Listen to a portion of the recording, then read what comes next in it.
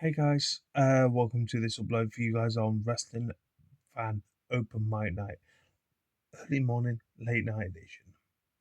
Because obviously, I want to talk about professional wrestling because I've just watched Dynamite. I loved this week's episode of Dynamite. One thing is I want to love about it is now you've literally got Carl Fletcher as the TNT Championship holder again, and people may say, "What's the point of bringing Tommaso Ciampa just to make him lose the title?" Could they be teasing a triple threat or a freeway down the line? Who knows? Because at the end of the day, Kyle Fletcher literally has challenged the likes of Mark Briscoe in Australia in a ladder match. This feud between Mark Briscoe and the likes of Kyle Fletcher, I'm really loving. Because at the end of the day, I think at some point this year we would actually see possibly Kyle Fletcher as then lo and behold, the AEW World Champion. I'm hoping in 26 they execute this. Now, what I want to say this, right? People badmouth AEW a lot. I do see a lot on the internet. I get ridiculed for being a supporter of the company, right? If AEW was that bad, how come they won so many awards from Pro Wrestling Illustrated to different reporting sites and all that lot? You know, And I tell you one thing, and I tell you this much for free for a wrestling fan that I am. They do take risks, but I said this in one of my previous uploads that AEW isn't perfect, but it appeals to me as a wrestling fan because they take risks. I'll be honest with you, they do take a lot of risks.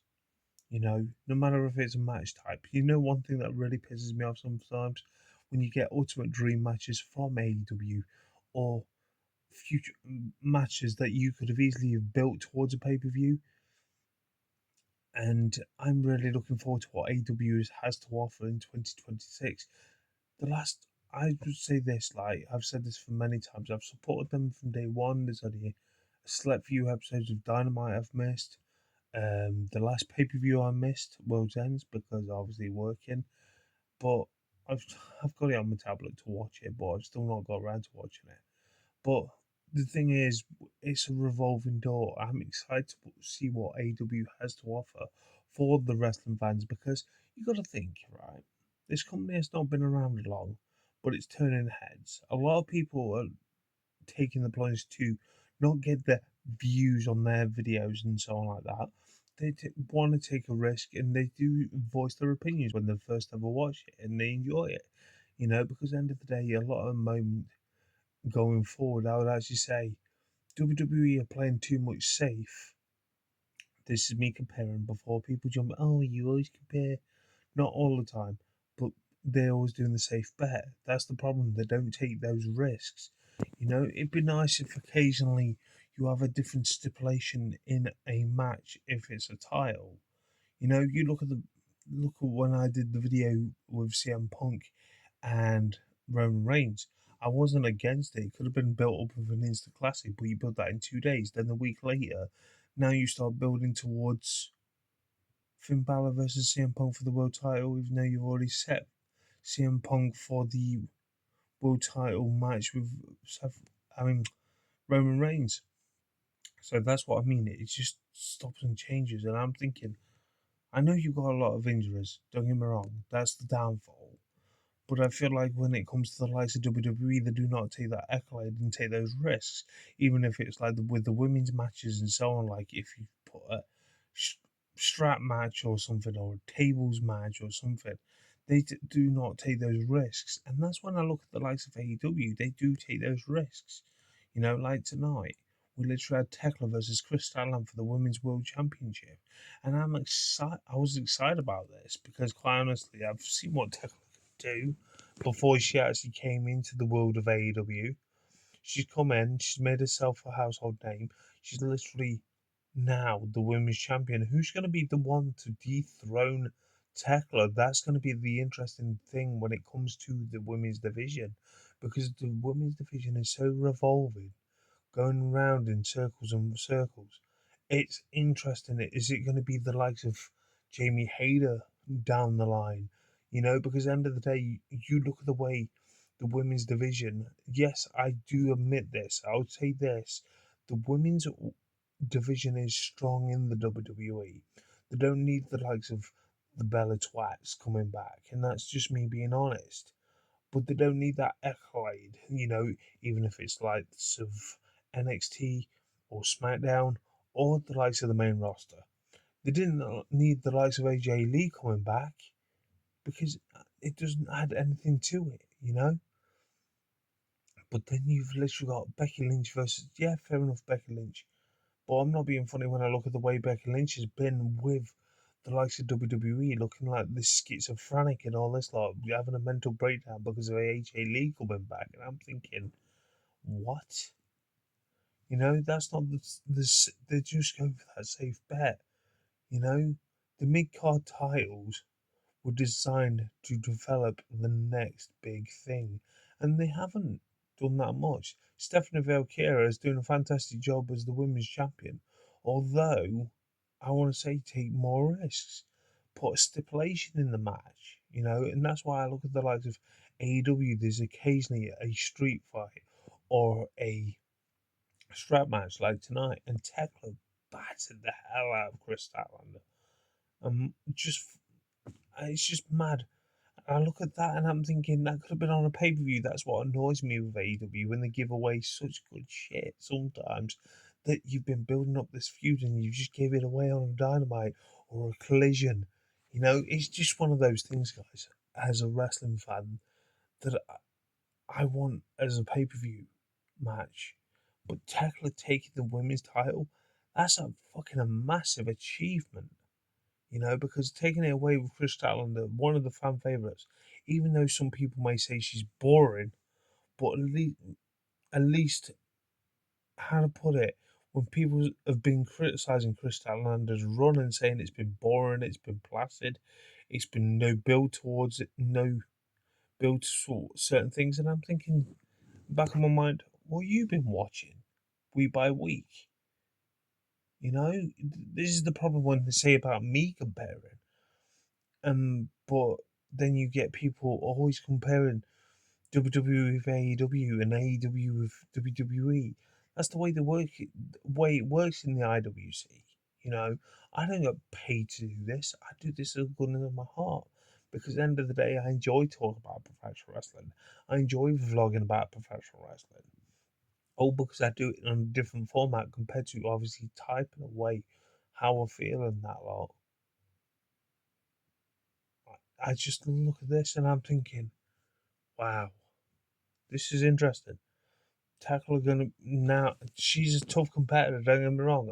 I've admired her work since she's been in AEW.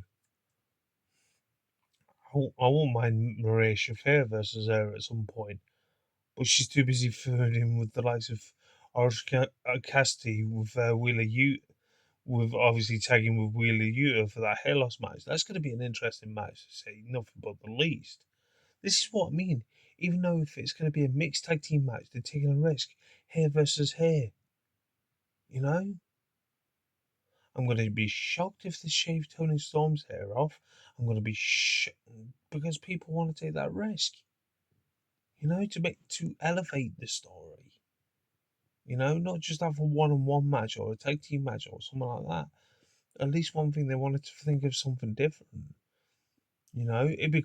I'm not going to be horrible or anything, but putting a woman in a mixed tag team match with hair versus hair is the, pardon the pun, is a bold move. It's a very exciting move because, end of the day, I'm not disrespecting women who have a bald head or anything like that, but women have always been known to have their hair. Last time I seen a woman have her hair shaved was Serena Deep when she was in the Straight Edge Society with the likes of WWE when you had Luke Gallows and CM Punk's faction. But that didn't last long because I don't probably because why she was like an alcoholic or substance abuse or something like that. I'm not here to badmouth Serena, don't get me wrong. But I'm just saying to you guys is with AW they take fucking ridiculous amount of risks. And I'm happy Tekla's the AEW's women's champion. and it's exciting to see that. And yet, when people still look to AEW, they think of the likes of Mercedes Moné, but you got to realize she's got the mid card title, not the main title of the company. And what's that say to you? But anyway, before I go, a week on Friday, I can't wait for Love Wrestling. I'll be starting filming my vlog. That should be on YouTube hopefully the Monday or Tuesday when I come back. Then I've got to save for my mate Stag Do, which is in April. Then save for the wedding. Then I'm not getting any autographs anyway for Love Wrestling this year. I don't think I want to, but obviously with things coming up, as well as obviously now the likes of All In announced when tickets were on sale. I've got to speak to my mate Paddy about that. And quite honestly,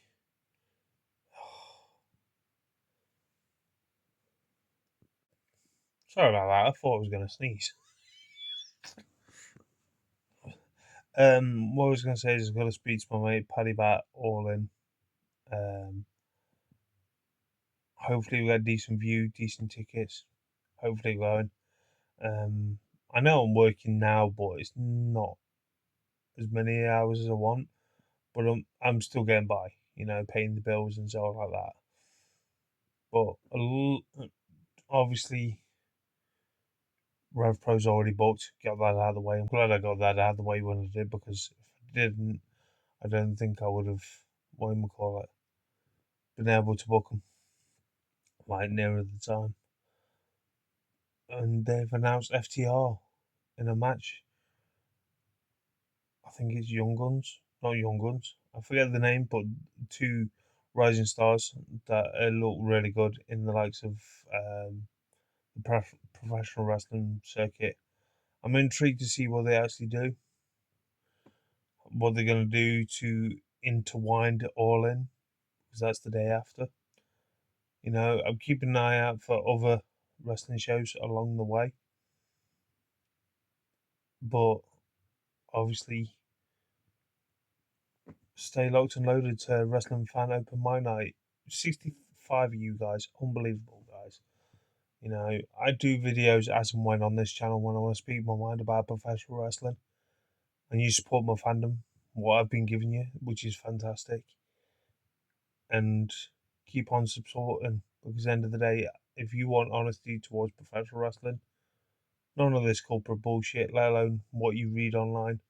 One thing I want to actually say to you guys is that when I looked at my Rain Leverkusen video inspired by her, yes, I used AI for the thumbnail at first, but then I changed it. Hopefully, YouTube's changed it and the title, only because I got ridiculed all over Reddit for it. How dare you use a complete AI generated? I'm like, fucking hell.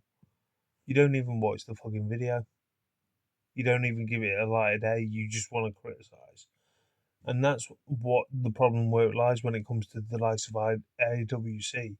If people want to give you content and talk about professional wrestling, in their own spare time and their own free will, right? And all you want to sit there is criticize over a thumbnail. Literally, my whole feed, right? I had over 4,000 people not watch the video, but view the post. Over 4,000 people criticized me because I used an AI generated software for a thumbnail. Is that how fickle the world's got of the IWC? Want to criticize someone else's work when they don't even do this stuff themselves? End of the day, we take the rough with the smooth. We can take it on the chin. But Jesus Christ, I just love it when I've mentioned this many times, right? People support their company, but if they see another company, they criticize it, but then they criticize their company they like, and then they start sticking up for it. That doesn't make any sense in this world. But anyway, guys, I'm off. I'm off to bed. But I just wanted to get this out there. All the best, Thekla, and keep on doing what you're doing.